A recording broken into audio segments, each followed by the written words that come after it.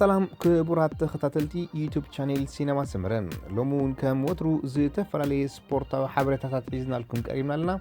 لمكتتالكم بخبر نعدم ود 25 عامت إيرتراي تقررماي انتت برو سايكلين أمانيل قبر إكزابير أبدا سومن كلته نحنت معلتو درات أكايدم إيرتران شعات الناور حخلته أفرنسات صوتا زكايدة أمانيل قبر إكزابير كابعوت رمي كابانيا بحموش شدغن 50 كلتن كالتات مديحرو مبل 10 تخلته درجة محز بلوت صوصيد أمزجيبم زي أبتلشن حدن جميرو عامتاو زكايد نحنت معلتي فون أرديشي كلاسيك تسمي كبيلو در لو عامت 284 كيلومتر شفينم رمي كابانيا دما بحموش ساعتنا عساس لسدغن 10 كاليتاتن بمزام عود زمدرخ كوينلهم ابزي ازي كبيد عقبن قلقلن زنبر صوتها 234 تقررمتي كساتفو كان تخالو 43 تقررمتي طرايم ግን ንጽወቶም ክዛዝሙ ኺሎም ፓንታኒ ብዝብል ሳጓዝልለ አማኑኤል ገብረ እግዚአብሔር ደጊሙት ማልዕለት ሓደ ናይ ወርሒ 3 ኣብቲ ኣብ 2013 ጀሚሩ ዝካየድ ናይ ሓደ መዓልቲ ጾታ ተጸሚዱ ውዒሎም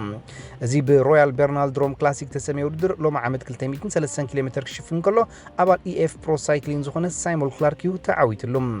እዚ ወድ 33 ዓመት ኣውስትራልያዊ ተቀራረማይ ንውድድሩ ብ5 ሰዓትን 17 ደቂቃን 11 ካሊታትን ብምዛሚ ዕውት ሎማ ዓመት ኮይኖም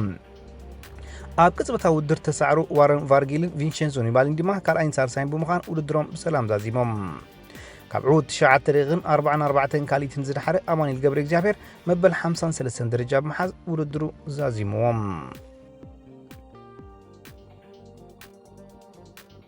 ግጥማት ፕሪሚየር ሊግ እንግሊዝ ማል ሰንበት በግልተ ጾታታት ቀጽሉ ዒሎም ኣብቲ ዝተኻየደ ጾታታት ድማ ዓበይቲ ክለባት ማንቸስተር ዩናይትድን ቶተንሃምን ነጥቢ ከሲረን ማን ዩናይትድ ናብ ስታዲየም ጉዲሰን ፓርክ ናይ ኤቨርተን ተጓዒዛ ጾታ ኣካይዳ ኣብዚ ብዙሕ ድራማቲካዊ ፍጻሜታት ዝተራእየ ጾታ ተጀሚሩ 3 ደቂቃ ጥራይ ምስ ተላዕሎም ሓላው ውልዳት ማን ዩናይትድ ዴቪድ ደሃያ ብዝፈጸሙ ጌጋ ኤቨርተን መሪሕነት ክትሕዝ ኣይተጸገመትን ደሃያ ካብ ወዲ ጋንቱ ማጓየር ዝተቐበላ ኩዕሶ ካብ ልዳት ከርሕቓ ብነዊሕ ዝሃርማ ኩዕሶ እግሪ ኣጥቃዒ ኤቨርተን ካልቨርት ሉዊን ሃሪማ ኣብ ልዳት ማን ዩናይትድ ብምዝጋባ ኤቨርተን መሪሕነት ክትሕዝ ይኽኢላ ዛሾቶ ንወዲ 22 ዓመት ዶሚኒክ ካልቨርት ሉዊን መበል 13 ናይ ፕሪሚየር ሊግ ሾቶ እያ ብዘይካ ዝውን ካልቨርት ሉዊን ኣብ ሓደ ዓመት ስፖርት ዝበዝሕ ናይ ፕሪሚየር ሊግ ሾቶ ንኤቨርተን ዘግዘመ እንግሊዛዊ ተጻዋታይ ክኸውን ክኢሉ እዮም ማን ዩናይትድ ንጸወታ ተቆጻጺሮም መማዓራሪ ሾቶ ካህድንዮም ክኢሎም ከምውጽኢቱ ድማ ኣብ 7 ደቂቃ ኣካፋሊ ማን ዩናይትድ ኔማንያ ማቲሽ ዝሃረማ ዓንዲ ልዳት ሃሪማ ዝወጸት ፈተነ ንሬድ ዴቪልስ ከተማዓራሪ ተኽእሎ ዝነበራ ዓባይ ዕድል እያ ማን ዩናይትድ ኣብ መበል 31 ደቂቃ ተማዓራሪዮም ሾቶ ካብ ብሩኖ ፈርናንደዝ ረኸቦም እዛ ሾቶ ንፈርናንደዝ ብተሪር ቅላዕ ኣብ ክሊፍ ፍጹም ሳንዱቕ ቅላዕ ወጻእያ ነይራ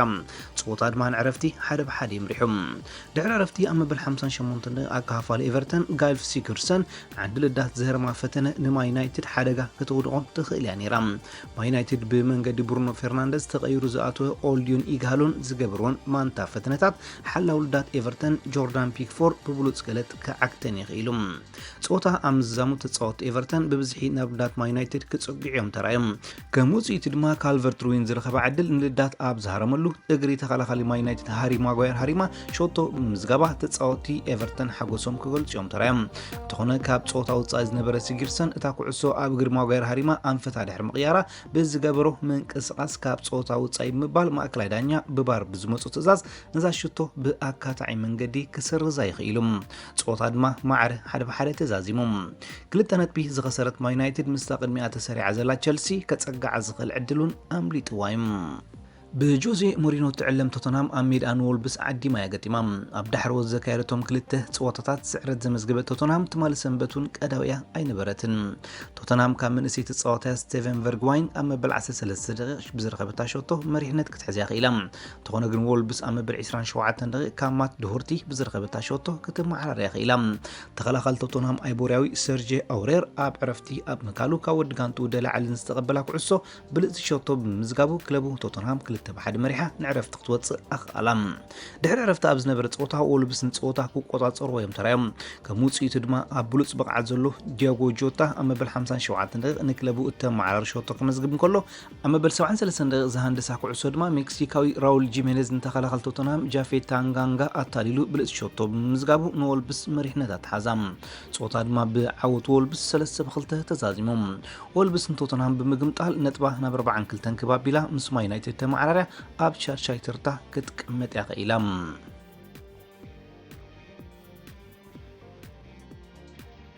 ካራባኦ ካፕ ናብ ከብሒ ሲቲ ኣትያም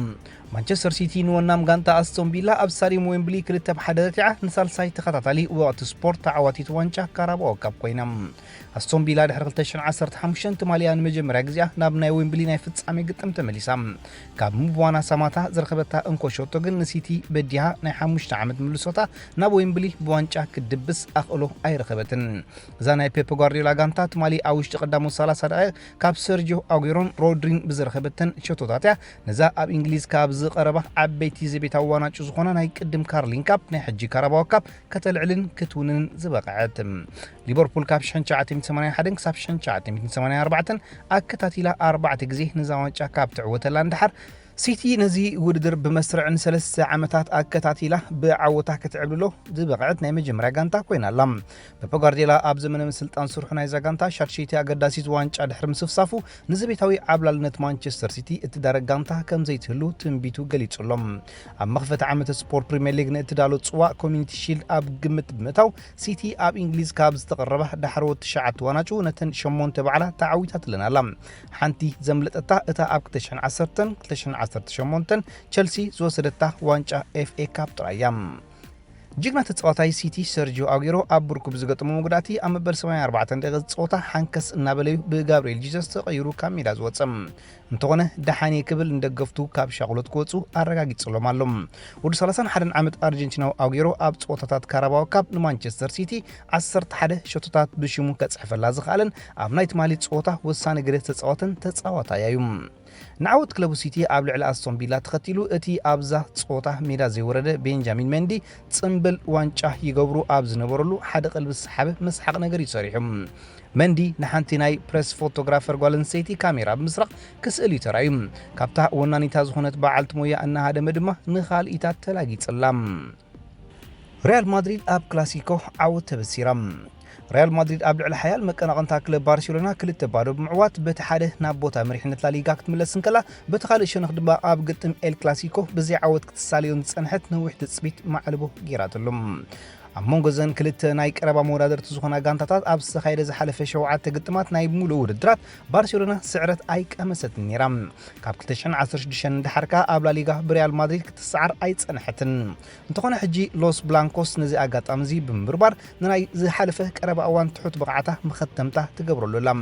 ክሳራ ሪያል ማድሪድ ኣብ ሌቫንተ ብኻልእ ስዕረት ማንቸስተር ሲቲ ኣብ ቻምፒዮንስ ሊግ ኣብ ማእከላይ ሰሙን ተደሚርዎ ንደገፍታ ኣብ ጓሂ ዝሸምድ ኣምበር ኮይኑ ግን እዛ ብዘይነዲን ዚዳን ትዕለም ጋንታ ሰንበት ለይቲ ንኡድ ምላሽ ረኺባትሉላ ቀዳሞት 45 ደቂቃ ቲቬት ኩርቷ በተደጋጋሚ ብዝረሓለን ሓደገኛ ፍትነታት ባርሳ ንማድሪድ ኣብ ዘገላገለሉ ኣብ ሰዓበ እብረ ድማ ሓላውልዳት ባርሴሎና ማርክ አንድሬ ተር ሽቴገን ተርኡ ተጻዊትዮም ንናይ ስኮ መጥቃዕቲ ብድንቂ ኣገባብ ካዕክታ ምኻሉ ብሉጽነቱ ኣርእዮም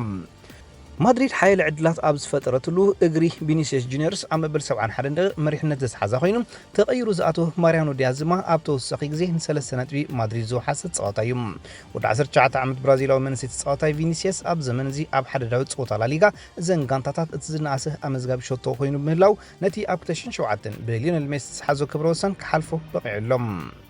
ጾታ ክለቡ ነበር ክዕዘብ ኣብ ስታዲየም ዝተረኸበ ኮኸብ ተጻዋታይ ዓለምና ክሪስቲያኖ ሮናልዶ ንሸቶ ቪኒሲየስ ብጣቂዒት ይጸምቢልዋ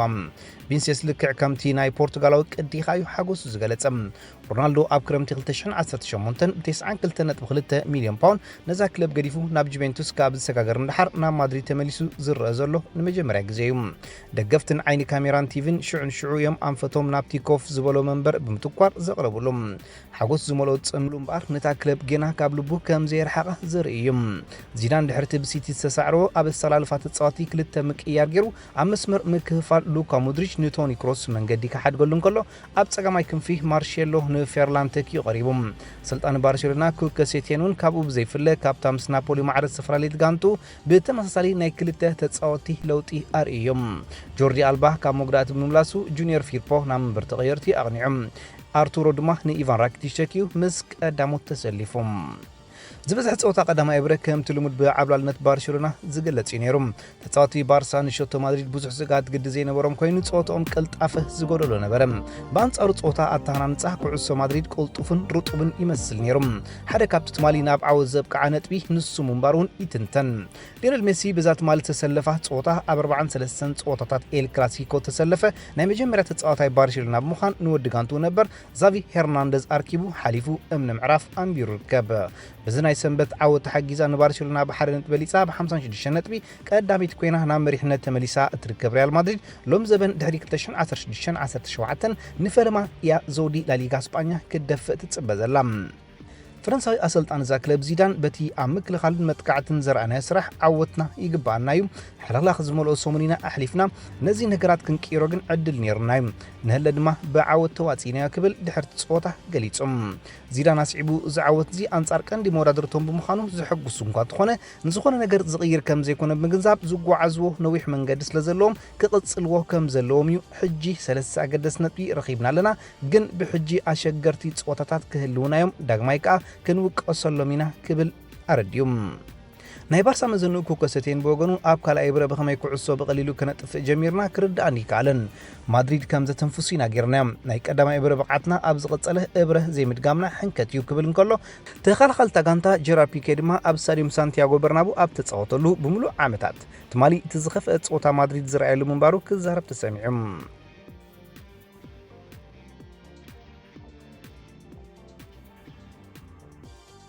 ስፓኛዊ ዓላሚ ክለብ ማንቸስተር ሲቲ ፔፕ ጓርዲዮላ ኣብ ግዜ ህፃንነቱ ከም ዓላሙ ኮይኑ ብርክት ዝበለ ወናጩ ከዓትር ድሌት ከም ዝነበሮ ገሊጾም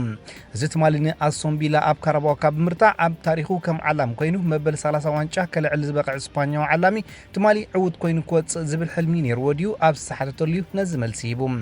ፔፕ ነዚ ክምልስ እወ ብልክዕ ኣብ መበል 14 ዓመተይ ኣብ ዝነበሩ ኩሉ ከም ኣሰልጣን ኮይነ 30 ወናጩ ከዓትር ባህጊ ነይርኒ ክብል መሊሱ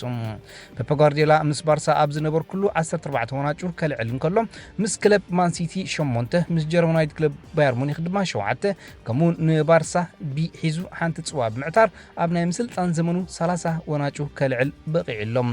ፔፕ ቀጺሉ ኩሉ ግዜ ደስ ዝብል እዩ ኣብ ሓጺር ግዜ ከም ዝበለ ዓወታት ክትጎናጸፉን ኣገራሚ እዩ ኣዚኮ ዓቢ እንተኾነ ክትዕወቶ ከለኻ ግን ባታ ዝፈጥር ክብል ወሲኹም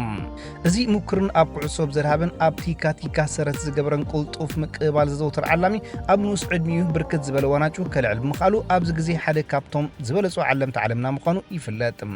ፔፕ ምስ ክለባት ባርሳ ባየር ሙኒክ ማን ሲቲ ብርክት ዝበለ ናይ ሊግ ዓወት ኣብ ሃገር ስጳኛ ጀርመን እንግሊዝ ከመዝግብ ከም ዝኻለ ዝፍለጥ ኮይኑ ንውድራት ቻምፒዮንስ ሊግ ምስ ክለብ ባርሳ ኣብ ዝነበረሉ ግዜ ክልተ ግዜ ከዓትር እንከሎ ድሕሪ 2011 ግን ነታ ጽዋእ ከልዕላ ተጸጊሙ ምህላው ዝፍለጥ ኮይኑ እዚ ሓደ ካብ ጸሊም ታሪክ ነዚ ብሉጽ ስጳኛዊ ዓላም ምዃኑ ብርክት ዝበሉ ተንተንቲ ስፖርት ዝሰማምዑሉ ሓቂ እዩ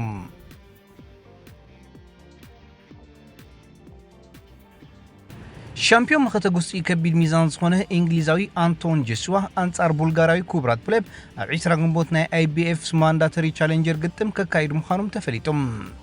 ዝቕልስ ናይዞም ክልተ ብሉጻት ተጓሰቲ ኣብ ለንደን ዝርከብ ስታዲየም ቶተንሃም ሆትስፐርስ ከካይድ ምዃኑን ተፈሊጦሎም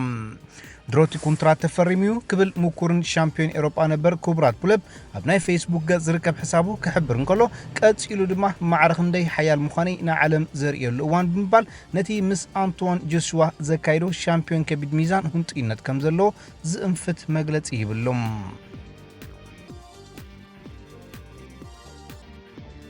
خبركم تخطاتلتي يوتيوب شانل سينما سمرم نمكتالكم እናመስገና ንሎም መዓልቲ ኣዳሊና لكم ዝነበርና ስፖርታዊ ትሕዝቶታት ኣብዛዚምና ለና ኣብ ቀጻሊ ብኻልእ ሓበሬታታት ክሳብ ንረኸብ ንኹልና በብዘለናዮ ሰላም እንተዕናን